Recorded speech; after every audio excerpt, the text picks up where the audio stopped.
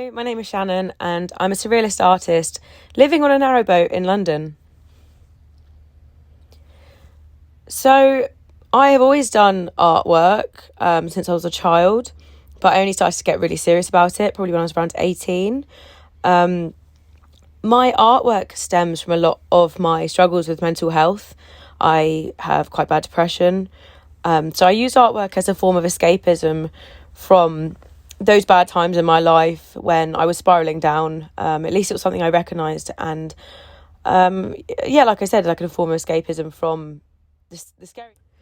So a lot of my artwork does stem from childhood-like things. I like to mix the kind of comforting feelings of like childlike wonder and fascination with kind of scary, creepy, morbid things. This kind of stems from how I think mental health, well, mine particularly began, depression, anxiety. I'm not going to go into that too much, but I think I like viewers to see my work and have familiar reference points to it, such as, creatures they recognise or characters they recognise. But then it also gives you that kind of creepy underlying feeling. So when you first see it, it looks really sweet or cute. But the more you focus, those kind of underlying feelings of anxiety and depression and darkness come through.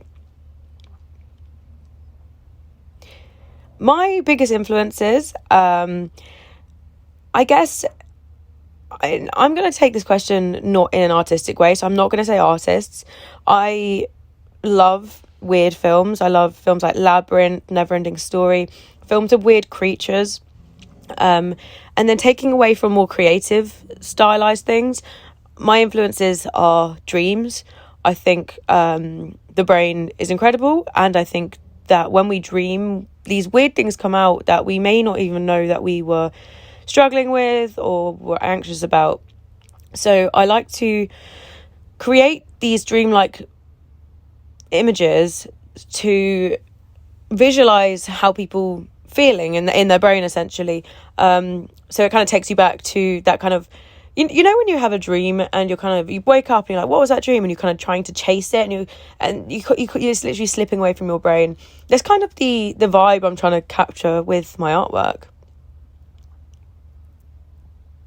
What am I focusing on right now? Well, I can't say too much because I don't want to reveal too much. I'm doing a lot more mental health related artwork, but it's not focusing at me, is all I'm going to say. I think because my artwork has helped myself so much deal with my mental health issues, that I'm looking to now expand that and see what I can do to help other people. That's all I'm going to really say. Another thing I'm doing recently is I'm doing workshops at schools for GCSE art students. So they are studying me for GCSE art. Honestly, if you told me this when I was 16, that someone's going to be studying me for GCSE art, I would not have believed you. But it's nice to reflect on that point and make me realise how far I've come in a way. I'm helping students learn about mental health and surrealism, and basically as a form of art therapy for themselves. And I think, when you're younger is when your brain's most active in terms of imagination. So let's capture it now and encourage it now. What is the biggest challenge of being an artist?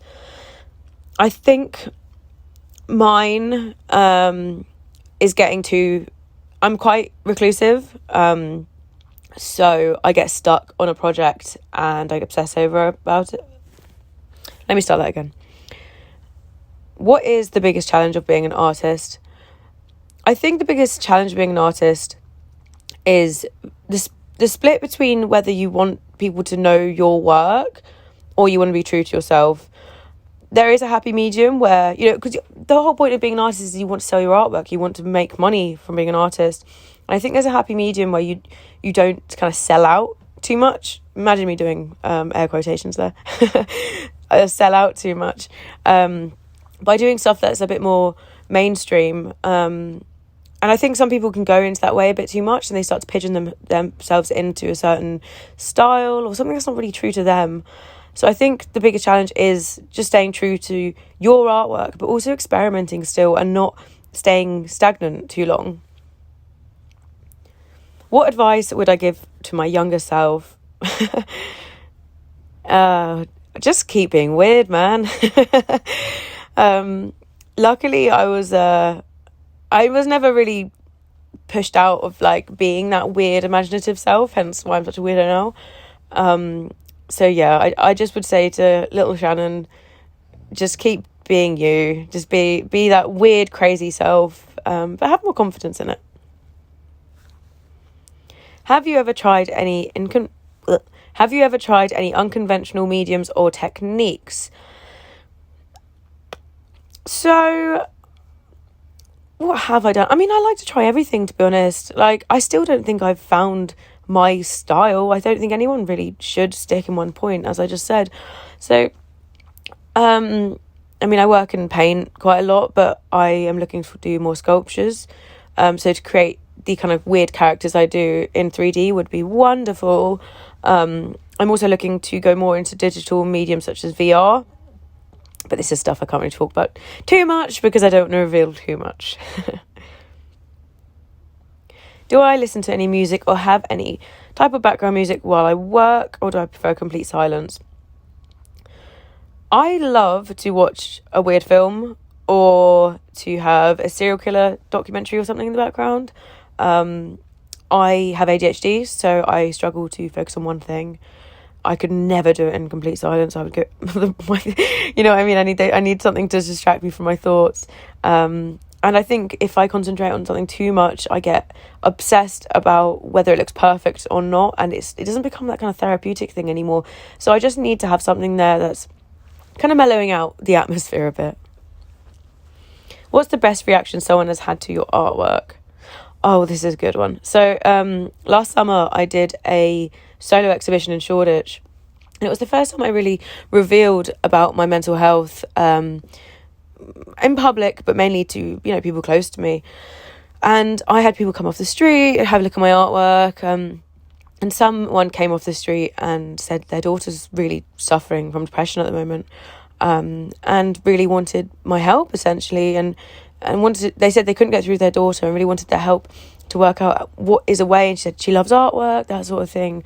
But anyway, the mother put me in contact with the daughter to speak with her to, you know, like, I think anyone who, especially creative people and especially creative women, we need to stick together because it is really tough in both those aspects.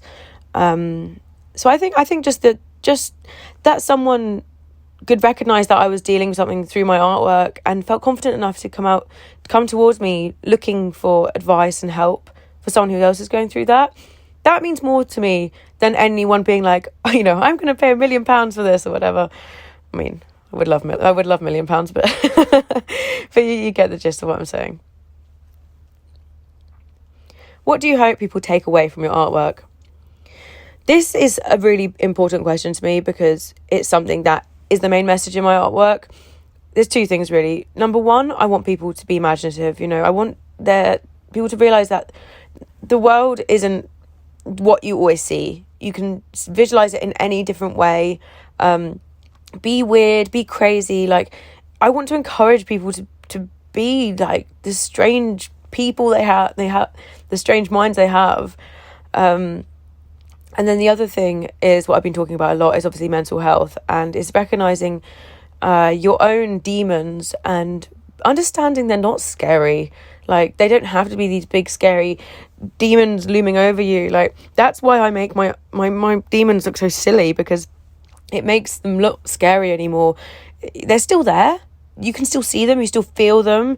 You know, when you wake up in the morning having a bad day, there's one looming over you. But if it's got a big goofy smile and it looks like a Barbie, it's not so scary anymore. So thank you so much for having me on the podcast. And there's been some wonderful questions that haven't been asked on here before. In terms of upcoming events, I have an exhibition in Amsterdam in July. And I am also doing another project, which is unlike anything I've ever done before. But there will be news about this. It is music related. That's all I'm going to say. There will be updates on this on my social platforms, which is at Shannon Rose Lane, and on TikTok I am Shannon Lane Artist. But yeah, thank you so much for having me. And I look forward to hearing the other podcasts that come out.